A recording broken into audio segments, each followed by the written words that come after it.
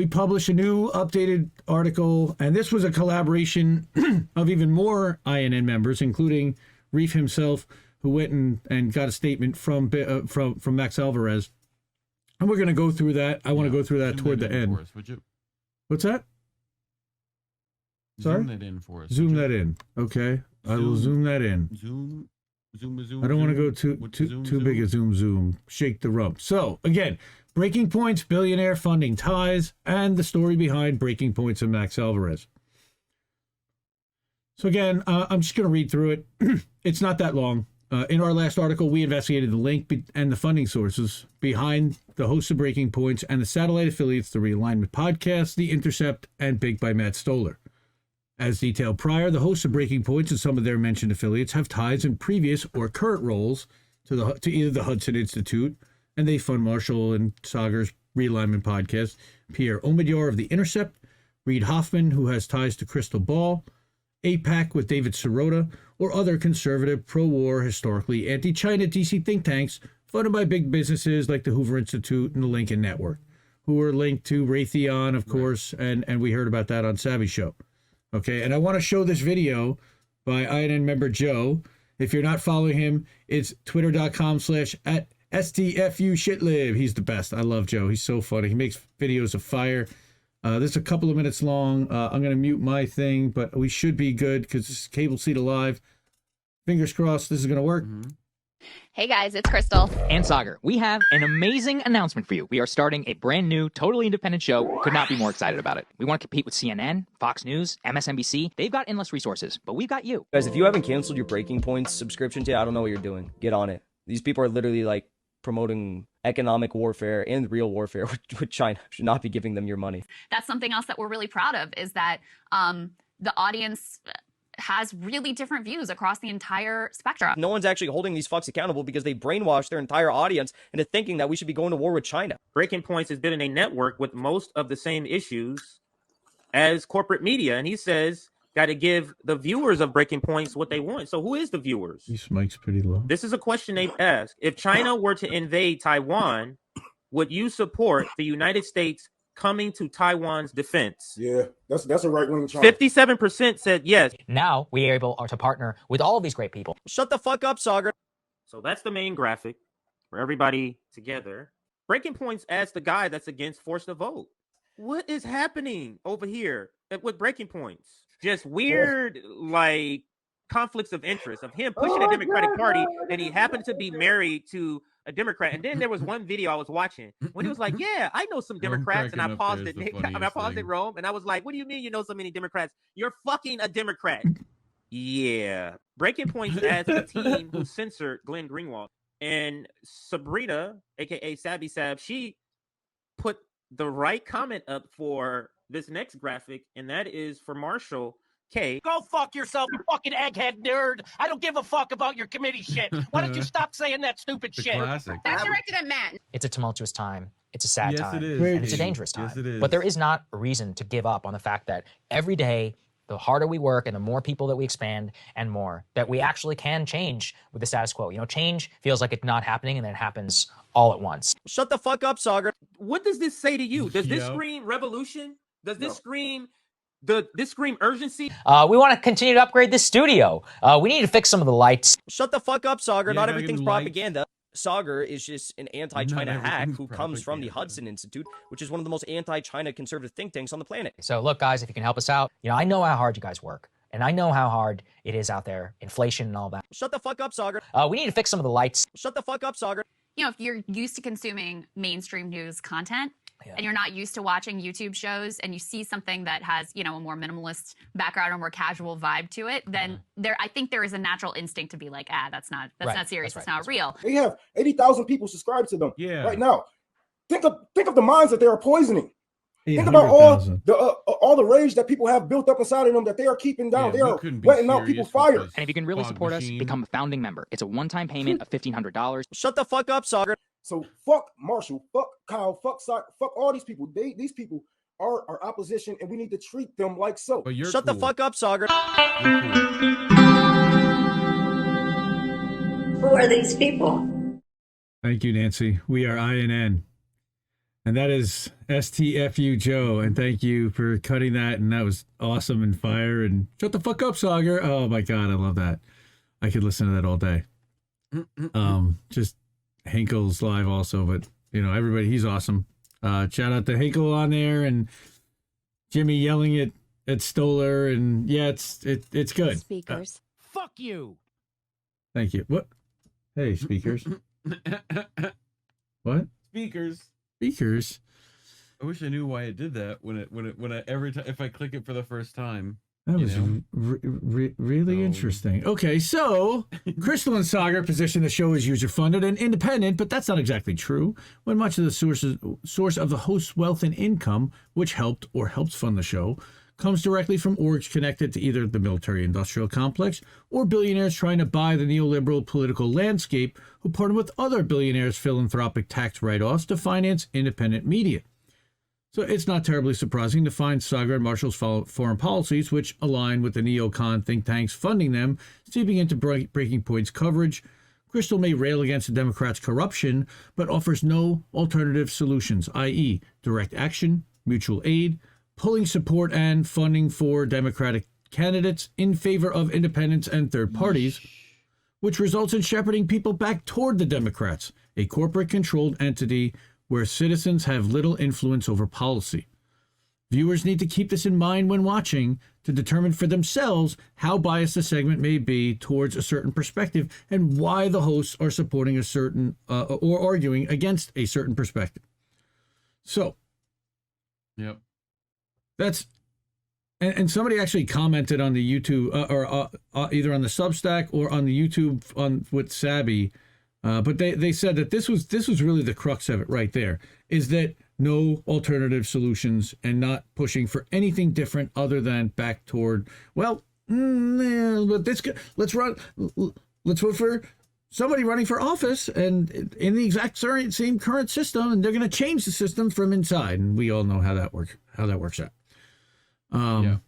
So I want to look at the ties between Crystal Ball and Reid Hoffman. Of course, we do know that Reid Hoffman in 2018 funded the People's House Project, which was a super PAC or a PAC that Crystal had set up.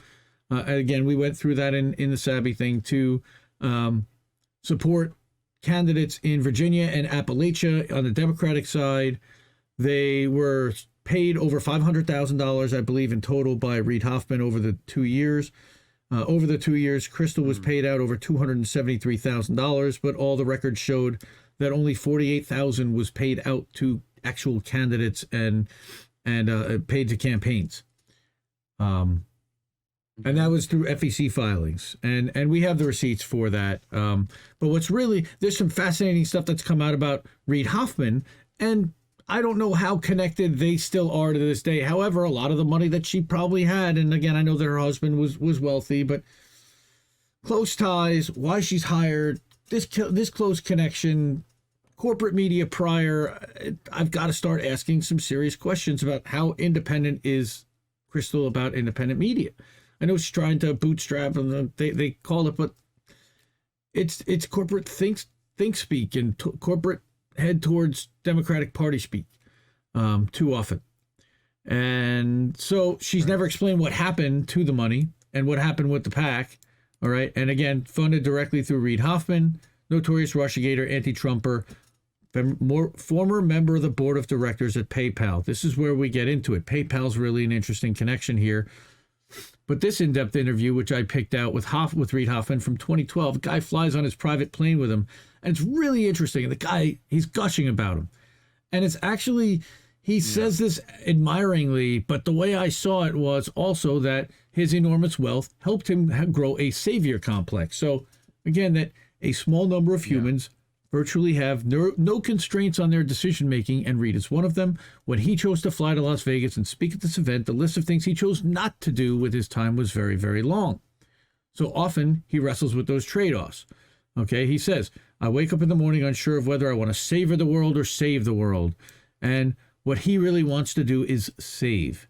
He wants to use his talent and network and money to change the world for the better and solve some of humanity's problems. Again, the problem is the perspective and who he's funding and where it's going, and who he supports. And look, he helped fund the Shadow app. He was involved in developing the Shadow app in 2020. He's not a friend to the progressive left. He is funding the Democratic Party across. But we also found out that he has been funding a Republican candidate by the name of, Liz Cheney for Wyoming. $2,900 max donation. Now, he did not donate. Effing F. Yeah. And he did it through Are you kidding me?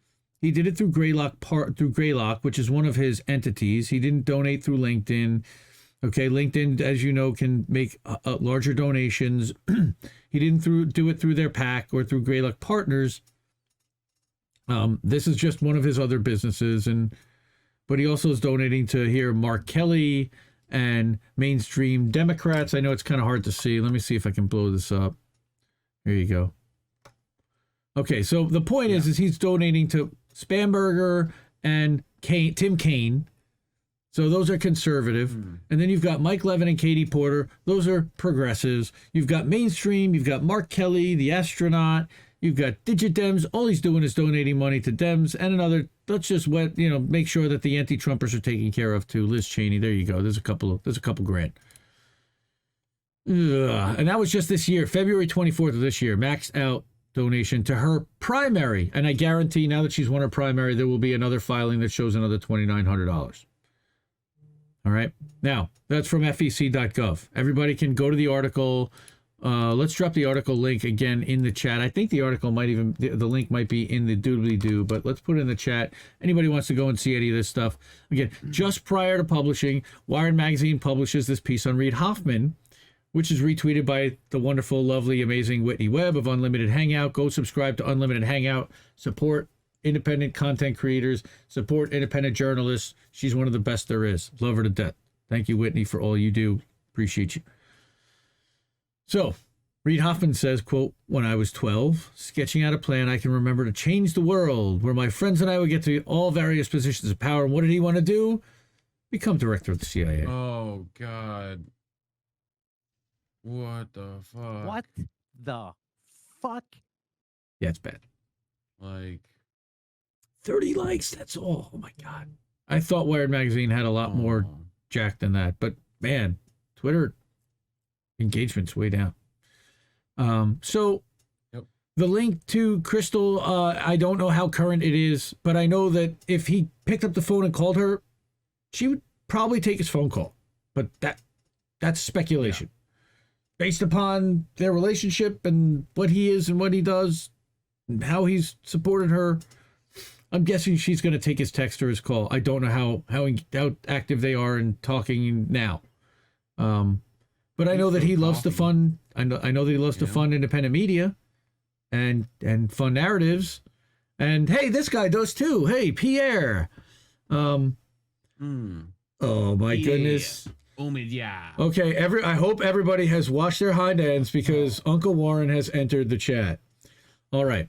So Uncle Warren, Extra Booyah, we shouted out, congratulations on your new Rockfin channel, rockfin.com/extra booyah. Go sign up, go follow up for free. You'll be watching his Thursday night shows. You'll get his secret shows. We're not going to tell you when they're going to be, but they're going to be late night, I promise. And there'll be occasional interviews, and it's just a hilariously good time all the time with Uncle Warren. Love him to death and appreciate you being part of INN.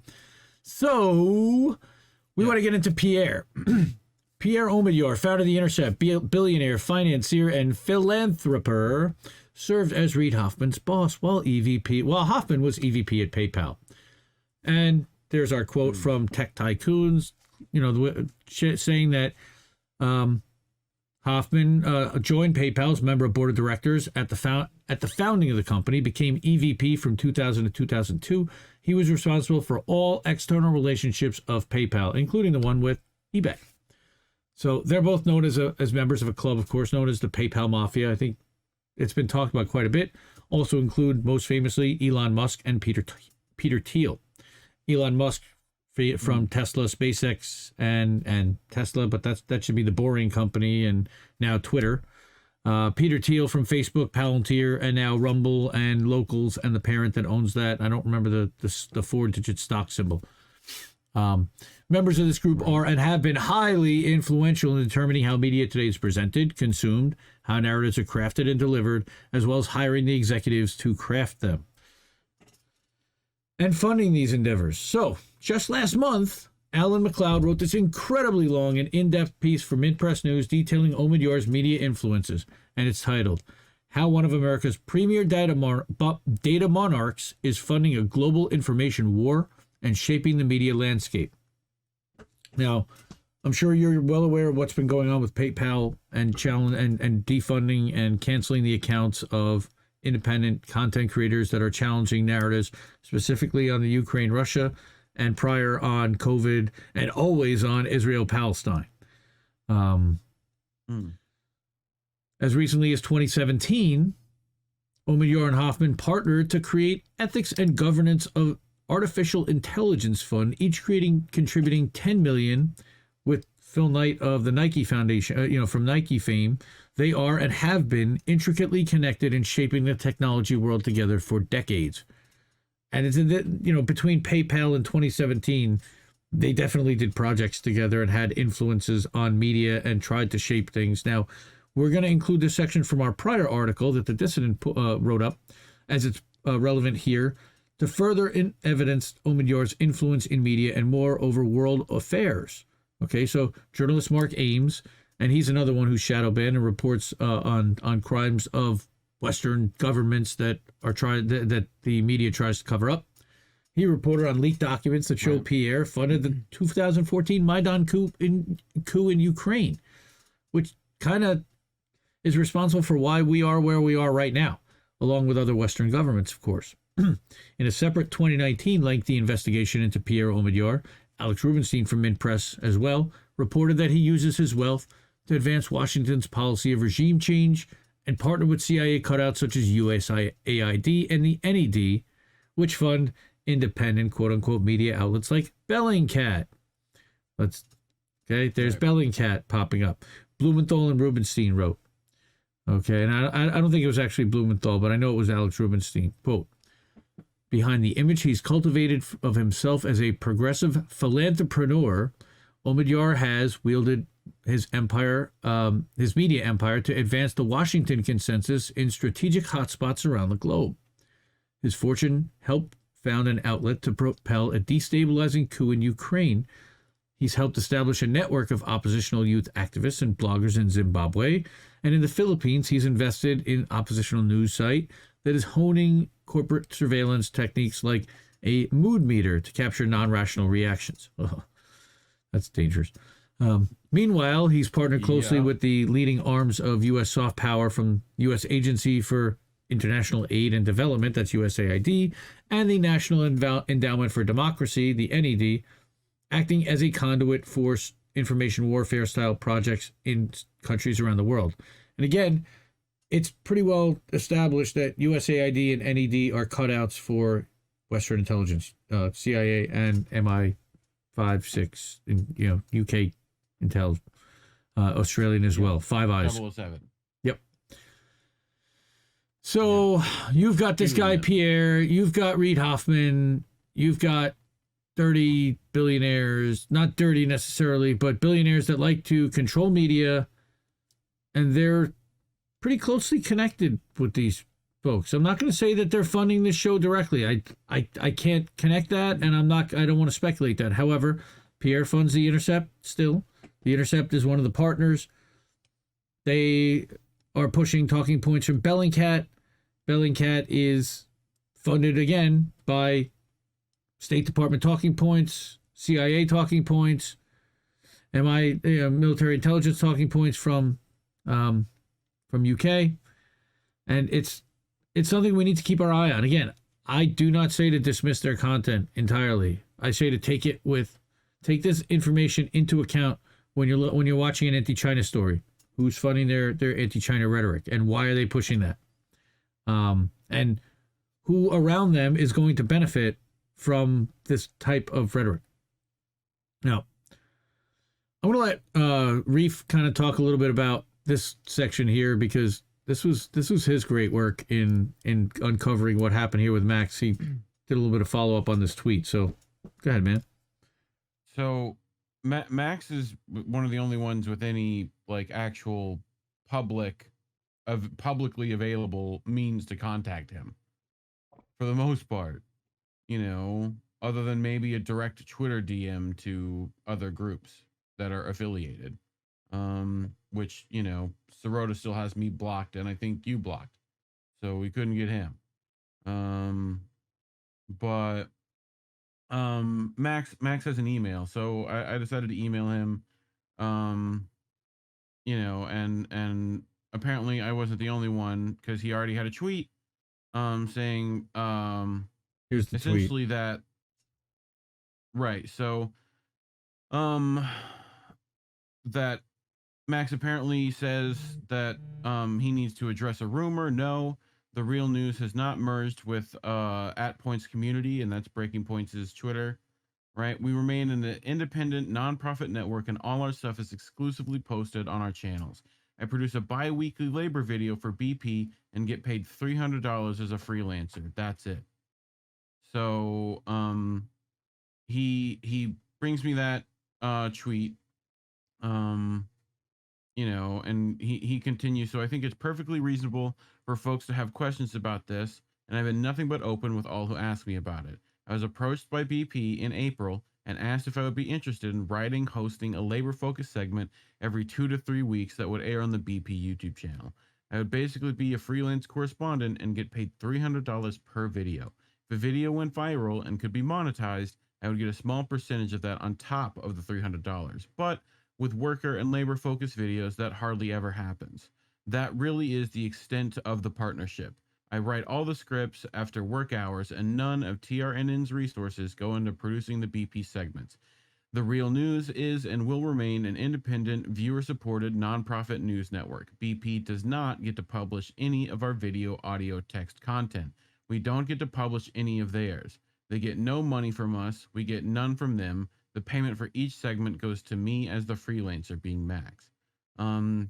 It was agreed that I would be able to highlight clips from the Real News Network reports, which accompanying TRNN branding in my segments if I so wished, but these clips would be integrated into a segment independently produced and published by the BP team. I said yes because it was an opportunity to highlight the reporting we do at the Real News and to help the worker stories we spend so much time and effort on reach a broader audience. For all the time, effort, and resources we pour into the labor coverage every week at TRNN, getting people to watch, listen, to read, and support that reporting is a never-ending struggle, and we, specifically me, are not serving the workers who entrust us with their stories if we are not doing everything we can to make sure people actually see them.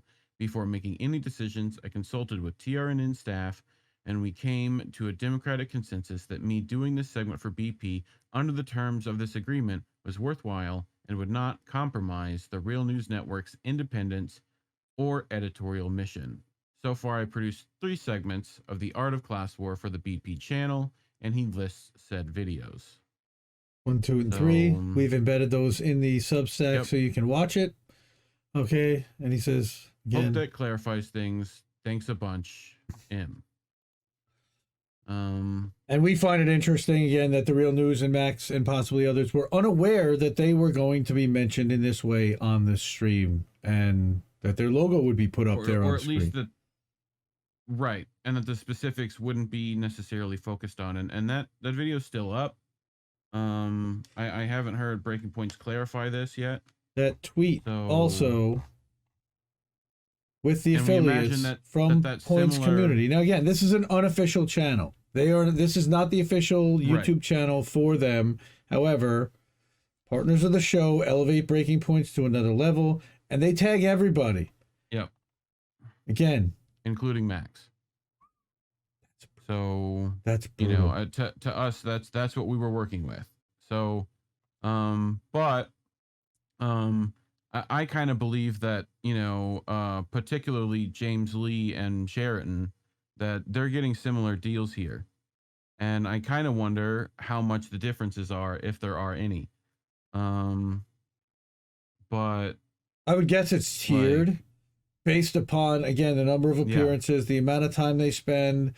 These guys are doing, kind of cut segments and a video clip and then accompanying that with an appearance with it. That seems like a lot of work for $300, honestly, for a channel that's pretty monetized, for people that have corporate ties to these kind of people and these kind of money behind them. They're funded by the Realignment Podcast. Yeah. They're funded by the Hudson Institute. They're funded by prior. Again, I don't want to speculate any further, but these Sagar's got wonderful teeth, and he wears beautiful suits, and Crystal is dressed to the nines, and they have their $10,000 desk, and got to upgrade those lights. Got to upgrade those lights. There's a comment above. Perhaps with BP, the news funding is all crowdsourced. The millions from oligarchs are just used for Crystal to buy more of her Hunger Game dresses. May the odds ever be in your favor. Pearl fingers. May the odds ever be in your favor. So I would not volunteer as tribute.